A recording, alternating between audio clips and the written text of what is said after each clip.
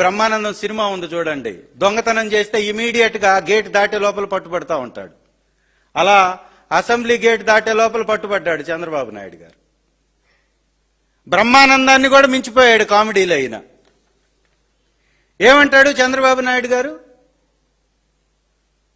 తిరుమల తిరుపతి కొండని 338 జీవో ఇచ్చేసి రాజశేఖర్ రెడ్డి గారు దాని మీద కక్ష కట్టాడు. ఆ కొండని 7 కొండలు కాదు 2 కొండలు అని చెప్పేటటువంటి ప్రయత్నం చేశాడు అని చెప్పేసి, ఎలక్షన్స్ అనేది ఖచ్చితంగా తిరుమల తిరుపతి దేవస్థానంలో ఉండేటటువంటి ఆ కింద ఉండేటటువంటి కుటుంబాలకు కూడా జరగాలి.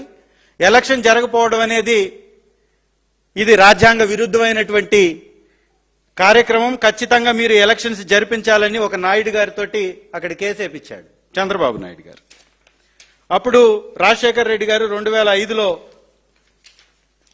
వారు ముఖ్యమంత్రిగా ఉన్నారు. 2005లో ముఖ్యమంత్రిగా ఉన్నప్పుడు ఆయన కేసేసినప్పుడు ఆ రోజు జేసీ దివాకర్ రెడ్డి గారు దేవాదాయ శాఖ మంత్రిగా ఉన్నాడు. పంచాయతీరాజ్ శాఖ మంత్రిగా కూడా వారే ఉన్నారు. వారేం చేశారంటే, తిరుమల తిరుపతి దేవస్థానం ఉన్నటువంటి ప్రాంతమే కాదు, ఆ కిందున్నటువంటి ఆ కుటుంబాలు నివసించేటటువంటి ప్రాంతం కూడా దేవదేవుడికి సంబంధించినటువంటి ప్రాంతమే. ఆ ప్రాంతంలో ఎలాంటి ఎలక్షన్స్ జరగకుండా ఉండాలని 338 జీవో తెచ్చాడు. అసెంబ్లీ సాక్షిగా ఈ బ్రహ్మానందం గారిని ఇమిటేట్ చేస్తున్నటువంటి చంద్రబాబు గారు, పట్టుబడ్డటువంటి చంద్రబాబు గారు ఈ 338లో 2 కొండలు అన్నారు, 7 కొండలు కాదు అని. ఇది జీవో. ఈ జీవోలో చాలా స్పష్టంగా ఈ హైలైట్ చేసినటువంటి అంశం, sending proposal for including the more area, sending proposal for including the more area as Tirumali township. Tirumala township గా ఇంకొంత ఏరియా భాగాన్ని దీనిలో పొందుపరుస్తూ ప్రపోజల్ పంపించినట్టుగా దీనిలో ఉంది. ఐఏఎస్ ఆఫీసర్ ఆ రోజు పంపించారు.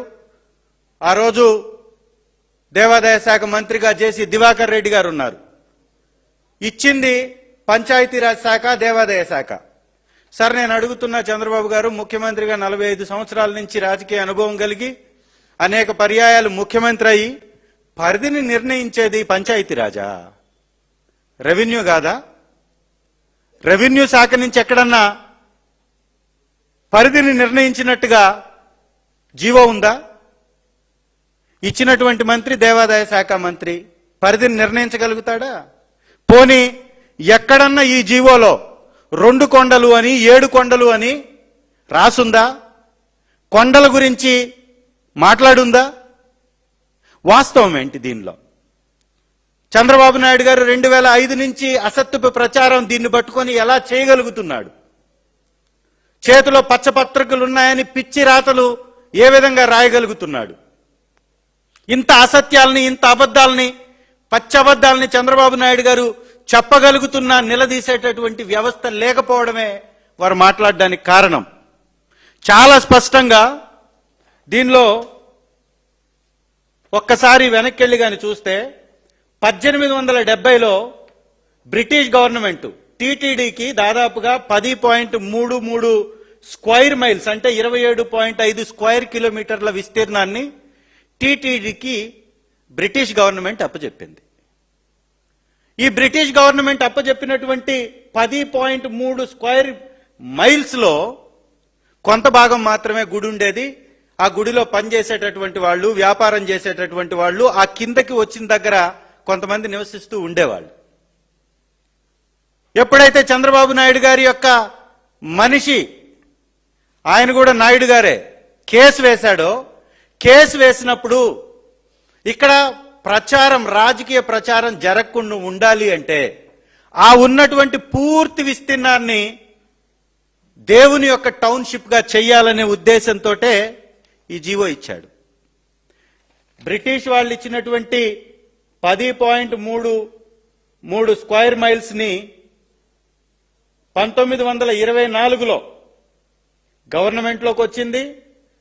1965లో జీవో నంబర్ 1784 తిరుమల తిరుపతికి సంబంధించినటువంటి బౌండరీస్ వాళ్ళు టూకీగా నిర్ధారించుకున్నారు.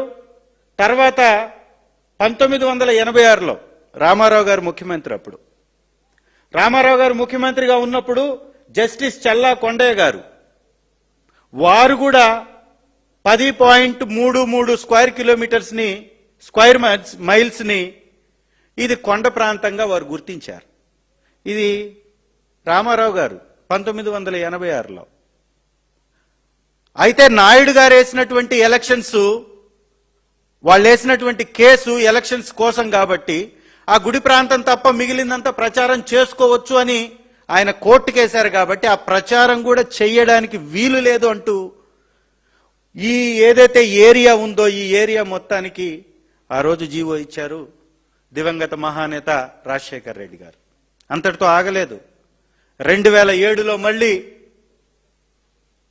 2 జీవోలనిచ్చి దాదాపు 332 స్క్వేర్ కిలోమీటర్లు మొత్తం కూడా తిరుమల తిరుపతి దేవస్థానం యొక్క పవిత్ర స్థలంగా గుర్తించారు. ఒక భక్తి ఛానల్ పెట్టించారు. దేవుని యొక్క ప్రచారాలని, ఆ ప్రసారాలని ప్రపంచంలో ఉన్నటువంటి ప్రతి హిందువు వారి దగ్గరుండి చూడాలి అని వారు భావించారు. ఆ కలను నెరవేర్చారు. చంద్రబాబు నాయుడు గారు నిన్న అసెంబ్లీలో అంటాడు, అసలు నేను ఎప్పుడు ఆ జీవోల్ని క్యాన్సిల్ చేస్తానని చెప్పలేదు అంటాడు. ఒక్కసారి మళ్ళీ ఆ యొక్క బైట్ని కూడా చూద్దాం. మా అధినాయకుడు శ్రీ జగన్మోహన్ రెడ్డి గారు ఆల్రెడీ ఆ బైట్ ప్లే చేశారు. అయినా ఇవాళ ఎందుకు ప్లే చేస్తున్నామంటే ఆ బైట్ ప్లే చేసినా కూడా నేను చెప్పలేదు అని చంద్రబాబు నాయుడు గారు నిన్న అన్నారు కాబట్టి ఒక్కసారి చూడండి.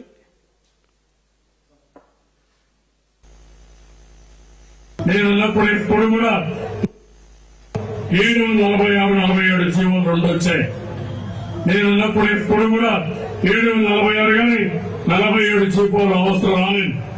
ఈ ప్రభుత్వం తర్వాత ఈ 2 జీవోలు కూడా వచ్చాయి. తెలుగుదేశం పార్టీ దీనికి వ్యతిరేకంగా ఉంటాం. రేపు అధికారంకి వస్తానే ఈ 2 జీవోలు కూడా తీసేస్తామని చెప్పి కూడా నేను మీ అందరికీ హామీ ఇస్తున్నాను. ఇప్పుడు ఆ పార్టీ మాట్లాడుతున్నారు, వాళ్ళు రివైవ్ చేసి దివ్యక్షేత్రం చేస్తే నేను అపోజ్ చేశానంట. కలలో కూడా చేయలేని అధ్యక్ష, ఇమాజిన్ చేయలేను. కల్లో చేయలా, నిజంగానే చేశాడు. కల్లో చేసావని మేము అన్నావా? అది నిజంగా చేస్తున్నావా నువ్వు? కలనుకొని ఊహాజనితమైనటువంటి మాటలు మాట్లాడుతున్నావు. నువ్వు చేసేటటువంటి దొంగ పనులు ఎవడో పట్టుకోడనుకుంటున్నావు.